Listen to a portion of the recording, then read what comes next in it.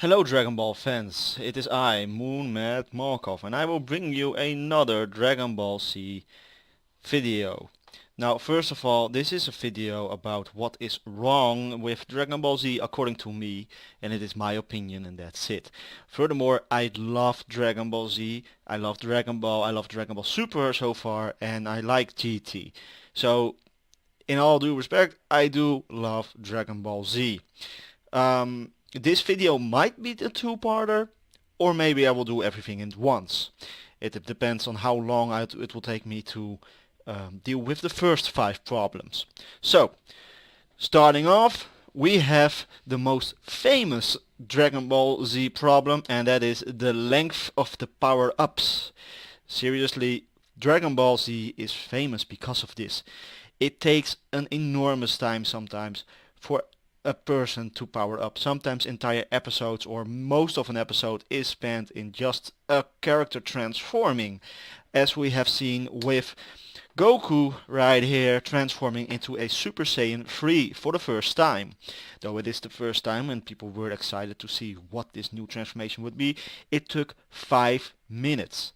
Now, let me break this down for you, or let me explain. 5 minutes in a TV show is long. 5 minutes of just Goku screaming and sometimes some shots of his friends who feel his power going up. 5 minutes is way too long, and this happens a lot throughout the series. But again, I do love Dragon Ball Z, and this is just, well, I wouldn't like it to see the next episode of Dragon Ball Super and spend 5 minutes of those 20 minutes episodes, for which I've waited an entire week to be just someone power-upping, or powering up. 9. Fighting one by one. Well, this is a problem that occurs most of the time in Dragon Ball Z, not always. The problem is mainly that there are multiple characters just standing by and not helping the ones who are fighting. Now, there are some examples when this doesn't happen. For example, against Nappa, at a certain point, Krillin and Piccolo decide to fight against him in their multiform technique at once. And they also want to get Gohan to join them in fighting, though we all know this doesn't really work out in the end. Against Frieza, for example, when Piccolo arrives to fight Frieza in his second form, I apologize, we see Piccolo fighting Frieza, and Krillin, Gohan and Vegeta are just standing by. Now, I know they weren't a match for the second form Frieza, but at least they could have helped. They would have helped him just a little bit, but it might just have given Piccolo the edge to defeat him even in his third form, Frieza's third form, that is.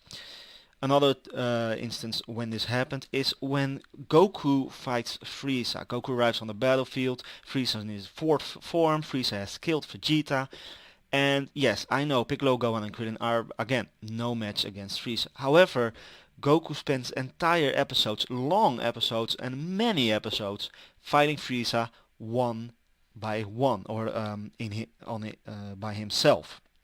What I'm trying to say is, while they were fighting, couldn't Piccolo use his special beam cannon from a distance? Couldn't Krillin use his destructo disc? Couldn't Gohan just rage and help him? I know it's one on one, and I know Piccolo and other characters often say, "Don't help me, I need to focus." But still, it seems like there's much at stake at this moment. I mean, Frieza might have gone to Earth afterwards, which we all know she eventually did. So it was of the greatest importance to defeat Frieza. And it furthermore also against Cell. Most of the time people fight on their own against Cell, except for in this moment where Cell and Gohan in the Super Saiyan 2 form are fighting. Everybody decides to help a little bit. Yamcha, Tien, Piccolo, Krillin, they try to help. They can't do much, but they try to help, and it works. But there is no lesson learned from it, since Super Saiyan 3 Goku once again needs to fight against Majin Buu on his own. Nobody is helping him at all. Now, as for number 8 on my list, strategic fighting misses. See, I haven't put a number in here. But with strategic fighting, well, the most prominent example is Krillin's Destructo Disc. He uses it sometimes, and not effective. He uses it to cut off Frieza's end of his tail, and he uses it against Nappa.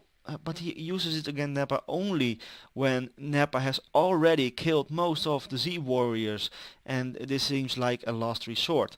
While we know that it might have taken Krillin a lot of energy to use the Destructo Disc right here, later when he's fighting against Frieza, um,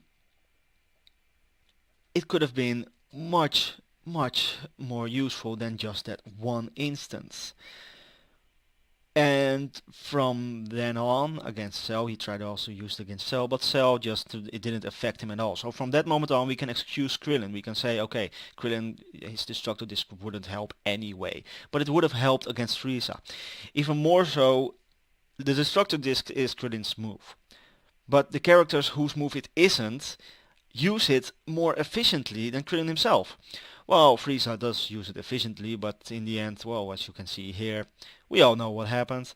It didn't turn out great for Frieza himself. And the other who used it correctly was Vegeta to cut off Gohan's tail when Gohan was in its grade 8 form, causing Gohan to retransform in himself, just a weak, quotation marks, kid, that is.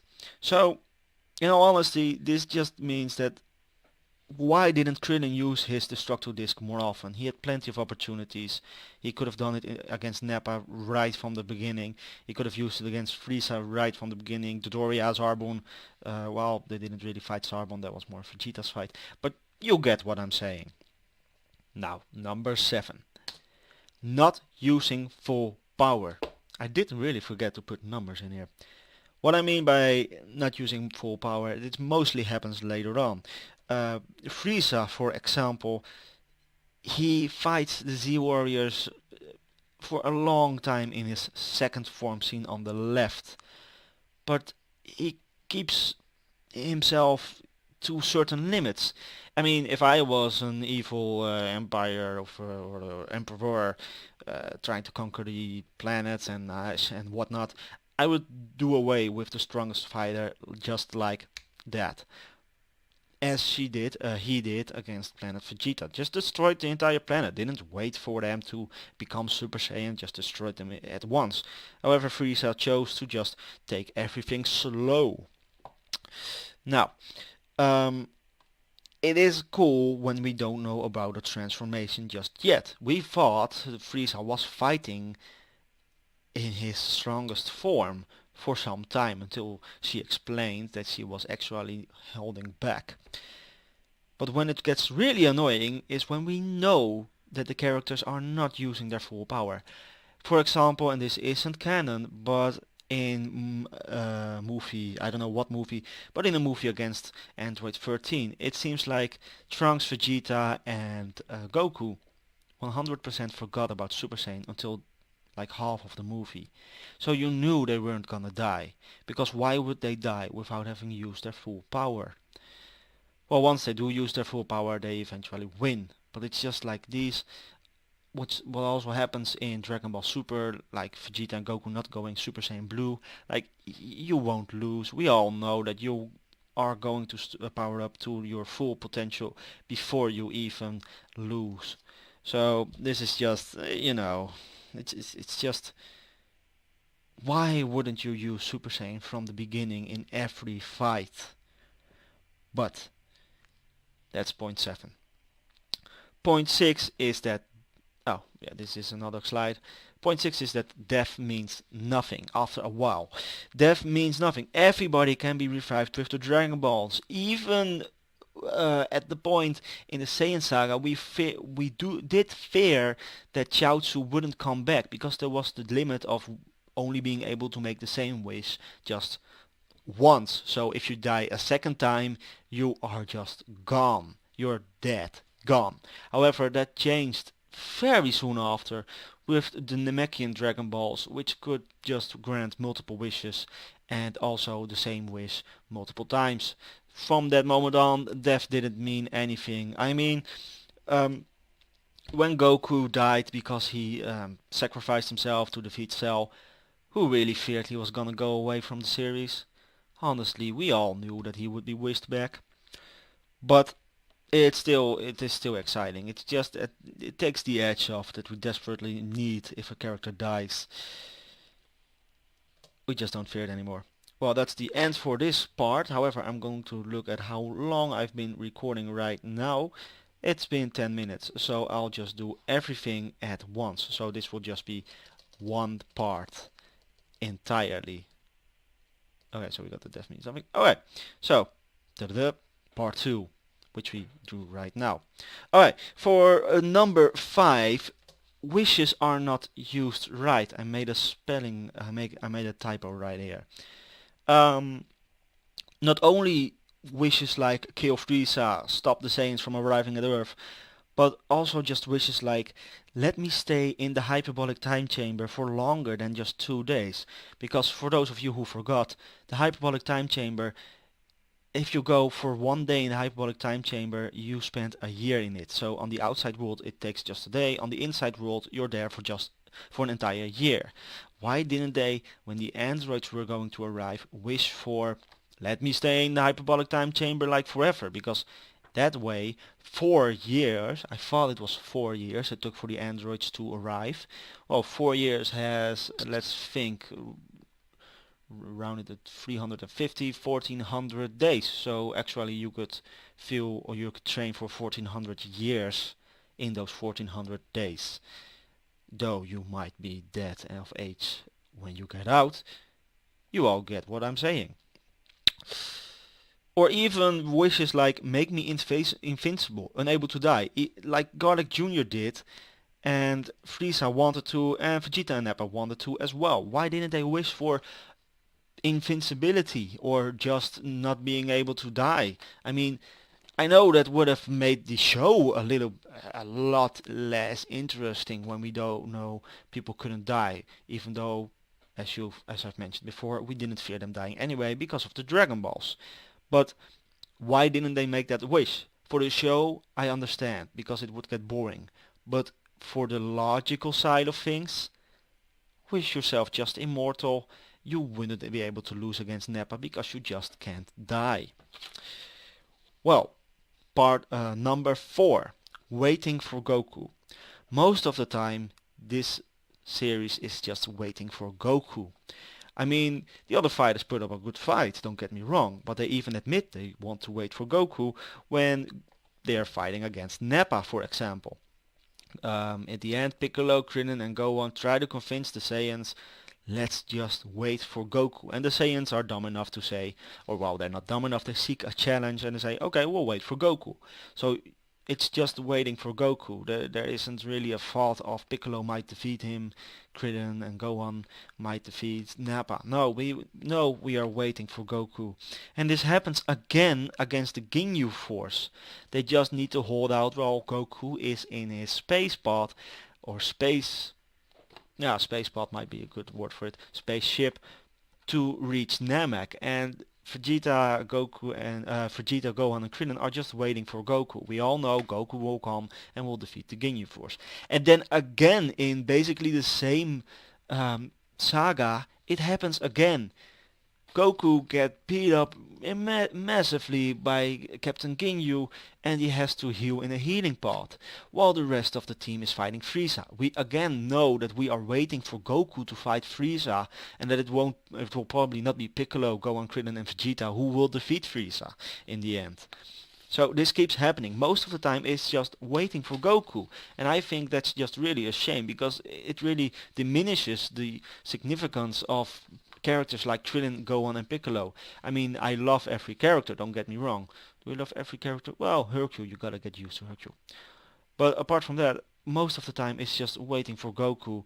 Not so much in the Android saga though, because Goku then catches the heart virus and we all wait, or we are all hoping for Vegeta. But again in the Cell saga and in the Buu saga as well, we are just waiting for Goku. And I know Goku is the main character, but couldn't you give the other guys some bigger role? Okay, well, number 3, we're almost through. Saiyan Super Namek, or none. What I mean by this is that after a while, Dragon Ball Z only cares about the Saiyans or Piccolo.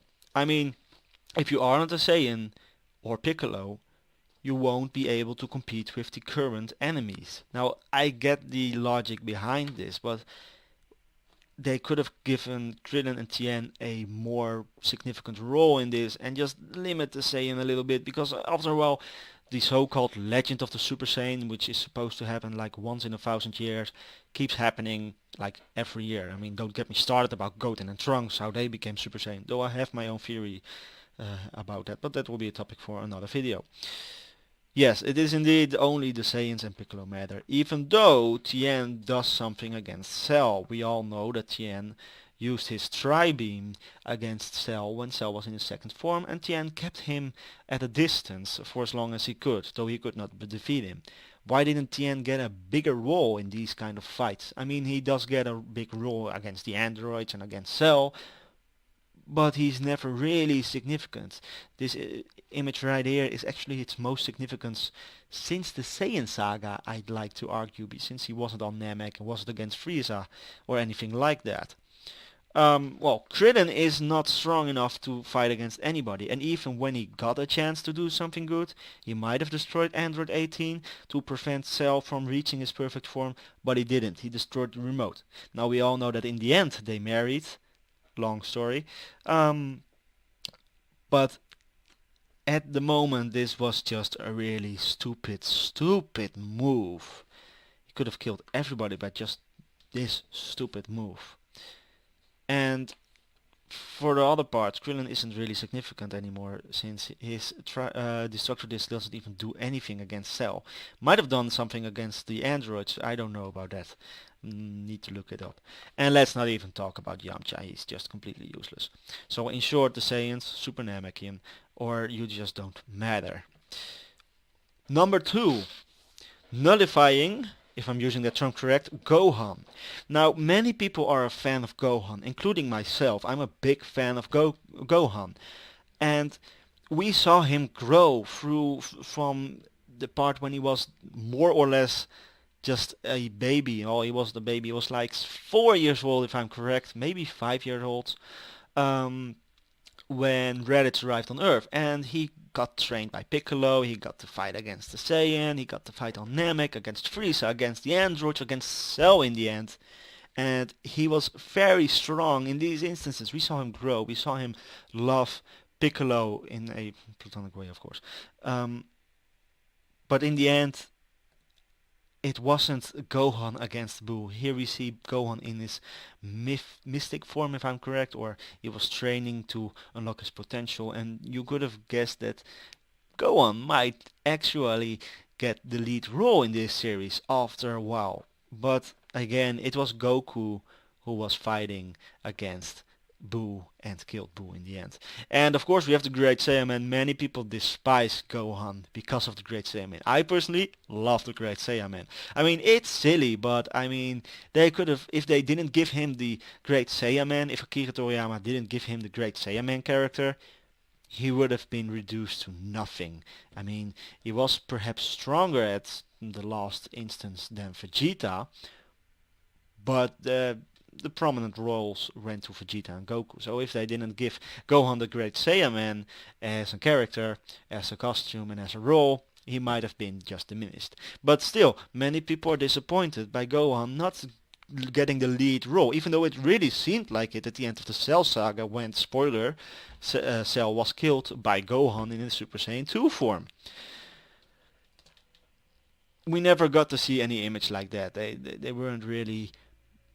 Gohan wasn't really getting a big role after the Cell saga, in my honest opinion and according to my own memory, of course. Now, number 1. Thank you for sticking with me for so long. Number 1 is the use of explosions. Now, it is true that Akira Toriyama, if you get the reference, didn't know when Dragon Ball Z was going to end. Dragon Ball Z is actually named Dragon Ball Z because Akira Toriyama thought the first season would be the end, therefore the letter Z. And perhaps because of that, the explosions made by Vegeta were so big. Now here we don't see Vegeta, we see Piccolo. Piccolo blew up the moon before Nappa and Vegeta even arrived. He blew up the moon. Where do you go from there? Well, from there you go to Vegeta destroying a planet, planet Arlia. Well, for those who need some refreshment of their memory, Arlia was the bug planet, as many people know it. Great story. It was a filler, but I love the story. However, Frieza could destroy planets. There isn't much else to go to from there. I mean, I get why Akira Toriyama thought it was the last season, but Frieza could destroy planets as well. Well, I wasn't surprised that somebody who is supposed to be so much stronger could destroy a planet, because Vegeta could so as well. I wasn't surprised anymore. The element of surprise was gone. I mean, it even took Frieza a lot of effort to destroy Namek, but I wasn't surprised. If Vegeta can destroy a planet, if Piccolo could destroy the moon, and Piccolo was very weak at that time when he was training Gohan, of course Frieza can destroy a planet, and it is inclined that Cell could do as well. And, well, afterwards, Kid Buu destroyed the planets many times. Here we see a notification about I've not scanned my laptop for 909 days. Okay. Where we see here that it is explained that Kid Buu could destroy many planets, and we also saw it happen in a split second. Kid Buu could destroy a planet, but it wasn't really something big anymore, since Vegeta could do so as well. And I'm talking about a difference here in many sagas. I think perhaps 7 seasons. I might be wrong, but I'm not going to count them right now because this video is already very long. And, well, they should have just taken it, in my honest opinion, slower with explosions. Like, let Vegeta be able to destroy part of a planet. Let Frieza be able to destroy half a planet, or something like that, if that makes sense. However, I do really understand that Akira Toriyama thought every season would be the last. So why not use the biggest explosion as your last explosion? However, it turned out it wasn't the last explosion at all. Now, don't get me wrong. I love Dragon Ball Z. This was my list about things that could have done better in Dragon Ball Z. I do not wish to criticize it as much. It just would have been way more fun if, the weights and length of power-ups were less long, or not so long. The fighting was more strategic. The full power was applied at the start of every fight instead of just taking it slow. Death still meant something. Gohan got a bigger role. Wishes were used better. And as last, the explosions were growing instead of staying the same from Vegeta onwards. So I do absolutely love Dragon Ball Z. This is just my opinion on the matter of what could have been done better. But who am I to judge? I've never written or drawn any anime or whatsoever. So thank you all so much for watching. I hope you liked this video. Please rate, comment and subscribe.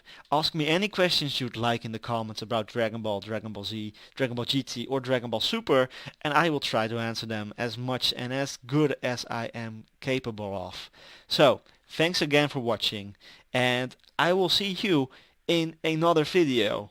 Now, and as I always say, I wish you the very best of days. Bye bye.